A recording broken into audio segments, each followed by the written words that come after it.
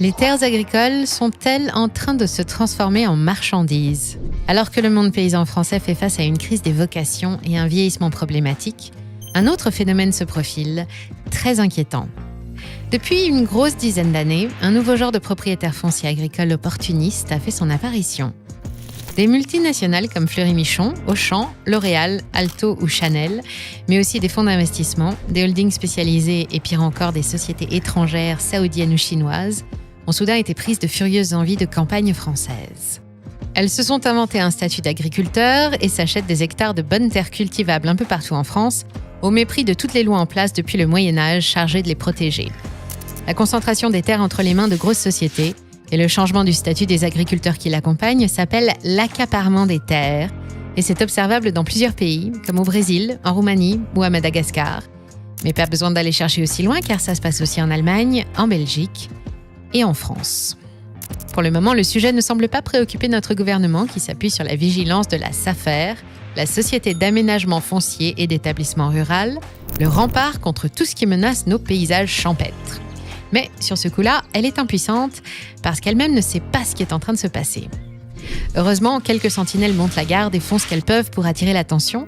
Mais avec l'évolution de la population paysanne française, des millions d'hectares de terres vont prochainement se retrouver sur le marché, comme autant de belles occasions à saisir pour des firmes aux moyens démesurés et contre lesquelles les petits candidats qui cherchent à s'installer ne pourront pas lutter. De quoi imaginer le pire en ce qui concerne l'avenir de l'agriculture française, son modèle de diversité, de productivité et la réputation de nos produits. Et d'ailleurs, ça a déjà commencé. Des champs de blé ondoyants sous le vent de l'été, aux haies buissonnantes bordant les chemins de terre, cachant les secrets des bosquets, des vergers qui offrent leurs trésors au soleil couchant, au calme pâturage où se reposent vaches ou moutons. Tous ces paysages champêtres où la nature danse autour des machines agricoles font le visage de notre douce France. Sur les 55 millions d'hectares de surface que compte la métropole, 26,7 millions sont exploités pour nous nourrir, soit 48%. Et parmi eux, 16,9 millions d'hectares sont des terres arables, autrement dit labourées et cultivées. La France a longtemps été une nation agricole autosuffisante. Notre beau pays maîtrise désormais parfaitement la culture des céréales et les produits laitiers. Entre 70 et 80 milliards d'euros de denrées alimentaires sont arrachés aux terres françaises chaque année. C'est 30% de plus que dans les années 80, alors que la SAU, la surface agricole utile, a baissé de 4,6%. Et chaque année toujours, elle exporte près de 45% de la production. Ces terres agricoles si productives sous notre climat tempéré sont un don du ciel. Elles ont toujours servi de pilier au pays. C'est d'elles que dépend notre sécurité alimentaire et il faut donc les protéger. La protection et la régulation des zones agricoles remontent à plusieurs siècles, jusqu'à l'Ancien Régime, où elles étaient alors considérées comme des biens communs. Quand Napoléon a posé le Code civil sur le bureau du Conseil d'État, il a aussi mis en place les principes juridiques qui régissent encore aujourd'hui la propriété foncière. Mais c'est sous la Restauration que le roi Charles X va promulguer la première loi de protection et de rationalisation des terres agricoles, la loi de remembrement de 1827. Elle réorganise les exploitations alors très morcelées, protège les terres, fait grimper leur valeur et permet d'accroître la productivité. Après la Deuxième Guerre mondiale, la pression démographique et l'urbanisation galopante attirent les spéculateurs et obligent la France à prendre de nouvelles mesures. Il faut à tout prix préserver les terres, assurer leur transmission entre agriculteurs et favoriser un modèle d'exploitation de type familial. Ce sera le rôle de la SAFER, une agence gouvernementale fondée en 1960, financée à 80% par des fonds publics et dotée d'une arme exclusive, le droit de préempter sur toutes les ventes de terres agricoles en France. Pour faire simple, elle veille à ce qu'une terre en vente soit cédée à un agriculteur qui a l'intention de l'exploiter. Si ce n'est pas le cas, la SAFER peut user de son droit de préemption pour acheter elle-même l'objet de la vente, puis le revendre par la suite à de futurs exploitants. Son rôle est confirmé dans la loi d'orientation foncière de 1967, qui reconnaît officiellement la nécessité de protéger nos terres cultivées. Elle introduit la notion de zone agricole dans les documents d'urbanisme, encadre sévèrement les changements d'usage et veut faciliter l'installation de jeunes agriculteurs. Et non, en France, on ne fait pas ce qu'on veut. Une terre agricole est avant tout destinée à produire et le plus longtemps possible. Acheter quelques hectares en espérant les transformer pour s'y construire une belle villa avec piscine et terrain de pétanque, c'est tentant, mais normalement c'est mission impossible, même sans piscine, même sans pétanque et même pour y poser une caravane. La terre doit aller aux agriculteurs. N'espérez pas non plus acheter dans le but d'attendre que le terrain devienne constructible, ce qui peut ne jamais arriver. Les avocats appellent ça de la rétention. Pour acheter du foncier agricole, vous devez montrer patte blanche face à la SAFER, mais aussi aux autorités locales, avoir un vrai projet et respecter les lois et règlements qui régissent les zones protégées, les monuments historiques si besoin, ou encore le fameux PLU, le plan local d'urbanisme. Enfin, je dis bien normalement. Ces champs du côté de Locher-sur-Indrois sont en passe d'être vendus 3 fois plus cher que le prix du marché. Une holding française propose 8 millions d'euros pour cette ferme, terrain, infrastructures et biens agricoles inclus, ainsi que 3 autres exploitations dans le sud Touraine, soit environ 1400 hectares. Ce qui déplaît fortement au président de l'UDSEA, le syndicat majoritaire, c'est que cette holding gère déjà une vingtaine d'exploitations en France et à l'étranger.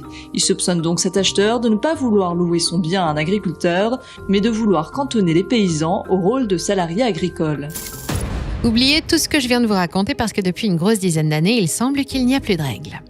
Petit à petit, les agriculteurs se font dépouiller de leur outil de travail et assistent impuissants à l'augmentation des prix du foncier, encouragés par la bataille que se mènent les multinationales pour s'approprier les bonnes terres de France. L'appropriation des terres est un phénomène qu'on croyait réservé aux pays pauvres ou émergents. Depuis 20 ans au Brésil, des multinationales étrangères comme Nestlé ou Cargill offrent des millions de dollars pour acheter des hectares de forêt, déboiser, installer leurs monocultures qui produiront seulement ce dont elles ont besoin, exploiter la main-d'œuvre locale en fixant leurs propres conditions et, au passage, provoquer d'innombrables conflits de ressources. En France, ça a vraiment commencé après la fin de la crise des subprimes, quand les industriels de l'agroalimentaire, de la grande distribution, de la cosmétique ou de la pharmacie se sont rendus compte qu'il était possible d'améliorer les rendements en produisant eux-mêmes les matières premières, plutôt qu'en négociant avec des paysans obtus. Vous vous rendez compte ? Ils veulent être payés. C'est ainsi que Chanel, Fleury-Michon, Auchan, L'Oréal, Alto, Pierre Fabre ou Euricom, qui n'ont rien de fermier, s'offrent des lots immenses à prix d'or, imposent leur modèle intensif face au modèle familial, agrandissent les exploitations, prennent des décisions depuis leur bureau à 300 km et provoquent localement autant de dégâts qu'une harde de sangliers dans un champ de maïs. Pire encore, des sociétés étrangères, chinoises ou suisses font la même chose, comme la multinationale chinoise Reward, qui a fait faillite depuis, mais voulait devenir la reine de la baguette et qui a acheté pour ça en 2014 1700 hectares dans l'Indre pour y cultiver ses céréales. La première réaction, c'était une vraie surprise parce qu'on n'imaginait pas que des Chinois puissent acquérir un ensemble d'exploitations en France, justement sans qu'on soit au courant, sans qu'on ait la moindre notification. Tout ce remue-ménage attire aussi les spéculateurs, des sociétés immobilières et des fonds d'investissement qui s'y mettent à leur tour. Cette fois, c'est dans un but spéculatif, pour tirer quelques revenus locatifs, mais surtout se constituer d'immenses empires agricoles. Évidemment, il y a des conséquences. La première, c'est que dans certaines régions, les prix des exploitations agricoles atteignent des montants délirants. En moyenne, depuis 2000, le prix du foncier a doublé de 3 250 à 6 498 € l'hectare. La terre française n'est pas chère comparée au reste de l'Europe, mais quand on regarde dans le détail, dans certains endroits, mieux vaut avoir un gros budget pour espérer s'installer. Prenons par exemple le barème annuel des prix moyens des terres agricoles, qui nous dit qu'il faut parfois débourser plus de 35 000 € pour un hectare autour de la belle ville de Sisteron ou 44 000 € autour de Garrigues ou sur toute la plaine littorale de l'Hérault. Comptez 53 000 € pour la région lilloise ou celle du Cap-Esterel ou 71 000 pour la région de Gap dans les Hautes-Alpes.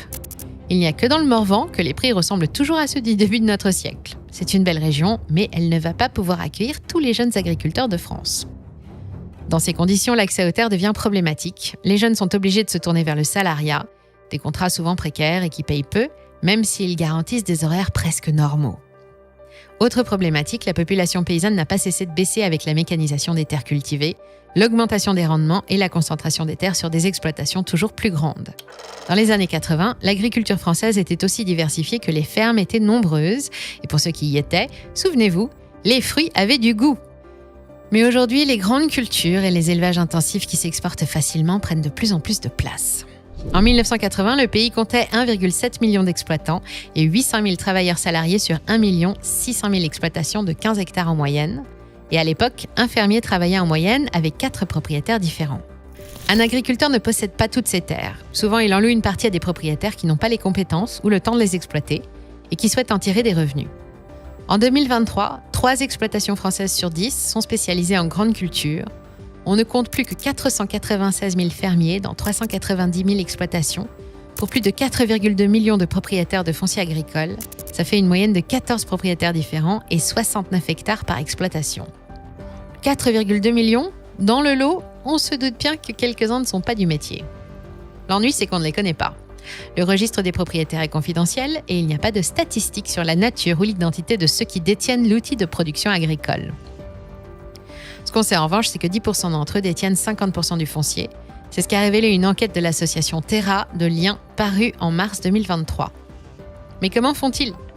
Rien de plus facile, ils exploitent les faiblesses de la SAFER et il y a plusieurs moyens. D'abord, de front, en se présentant comme acheteur avec un carnet de chèques bien épais et en croisant les doigts.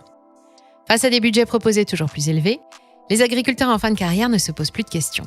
Avec la pension souvent inférieure à 1 000 € qui les attend, ils ne cherchent plus à transmettre leur ferme comme avant, mais ils la vendent au plus offrant parce qu'ils vont avoir besoin d'argent.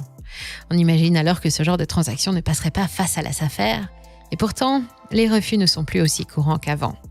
Normal, l'agence est maintenant financée à hauteur de 90% par des commissions perçues sur les transactions. Alors évidemment, plus la vente est importante, plus ça passe, et elle vous répondra qu'elle aussi a besoin d'argent. L'autre moyen de s'approprier quelques bons hectares sous le nez de la SAFER est beaucoup plus sournois. Il s'agit de se cacher derrière des sociétés. Celle qui rencontre le plus de succès depuis 10 ans s'appelle la foncière agricole à capital ouvert, ou société d'investissement foncier, qui permettent à des investisseurs non agricoles d'acheter des terres agricoles et de contourner les mécanismes de contrôle. Plutôt que d'acheter des terres, ils achètent les parts de ces sociétés déjà propriétaires de ces terres. En 2021, 4 750 fermes-sociétés de ce genre ont fait l'objet de cessions de parts pour un total de 600 000 hectares et dans 97% des cas, la SAFER n'a rien pu faire puisque la loi n'oblige à déclarer une cession de parts de sociétés foncières agricoles que si la transaction concerne une prise de contrôle totale, soit 100%. Il suffit donc à nos multinationales et à nos fonds d'investissement de n'acheter que 95% pour se passer d'autorisation. C'est aussi simple que ça. Aujourd'hui, une ferme sur 10 en France est contrôlée par l'une de ces sociétés et elles exploitent déjà près de 15% de la surface agricole utile de notre pays. Nos terres et ceux qui la travaillent vont-elles devenir les prochaines victimes du libéralisme et des appétits des multinationales et des spéculateurs ? Tout va dépendre des décisions du gouvernement. Et quand il s'agit de mettre des bâtons dans les roues aux multinationales, il n'y a pas beaucoup de volontaires. Limiter la spéculation et l'appropriation des terres va réclamer un gros effort de réglementation, qui pourrait passer par la création d'un outil statistique précis, un observatoire des terres agricoles capable de dégager la structure de la propriété et l'évolution de l'usage des terres, et qui pourrait fournir les données réelles en accès libre et en toute transparence. Les propriétaires vendeurs doivent être invités d'une façon ou d'une autre à privilégier la transmission pour maintenir la vocation agricole de leurs biens. Les ONG comme Terre de Liens ou des syndicats agricoles suggèrent que toutes les cessions de parts soient soumises à une demande préalable d'autorisation. Enfin, dans les usages actuels, quand vous envoyez votre CV et qu'on ne vous répond pas, ça veut dire non. Mais quand vous envoyez une demande d'autorisation et que la SAFER ne répond pas, ça veut dire oui. C'est pas très logique, non ? Je regrette de ne pas avoir plus de temps pour approfondir le sujet, mais si vous avez envie de connaître la situation plus en détail, je vous ai mis le lien vers le rapport de Terre de Liens dans le descriptif. Vous pouvez aussi vous plonger dans Hold Up sur la Terre de la journaliste Lucille Leclerc, paru en 2022, qui fait le bilan et revient sur tous les enjeux de l'appropriation des terres de France.